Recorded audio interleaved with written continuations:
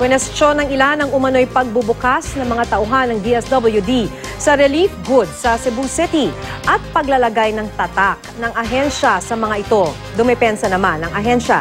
Makibalita tayo live kay Alan Domingo ng GMA Cebu. Alan? Yes, Maki, kasabay ng patuloy na pagdating ng international aid para sa mga nasalanta ng bagyo, ang pagtatayo naman ng mga evacuation centers para sa mga nagsilikas dito sa Cebu kung saan meron ng 10 evacuation centers.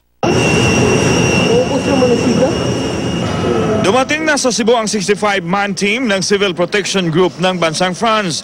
Binubuo ito ng mga bombero, sundalo at doktor na tutulong sa mga apektadong residente sa Ilagang Cebu.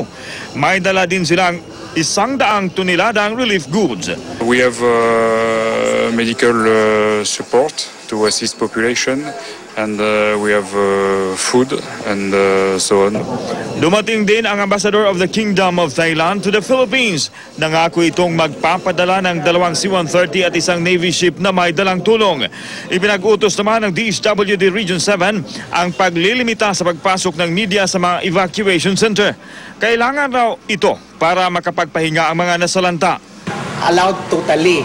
Ang ana lang aron malikayan ang kagubot kasamok because we want to protect the privacy of the transient from Eastern Visayas.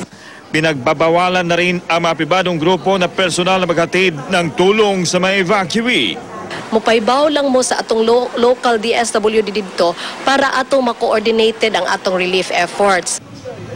Kinukwestiyon naman ng ilan ang pagbubukas umano ng mga tauhan ng DSWD sa ilang relief goods at ang paglalagay ng tatak ng pangalan ng ahensya. Pero ayon sa DSWD, kailangang buksan ang ilang items para matyak na ligtas pang gamitin o kainin ang mga donasyon. Naglalagay din daw sila ng tatak ng DSWD para matyak na hindi na maibibenta pa ang ilang relief goods.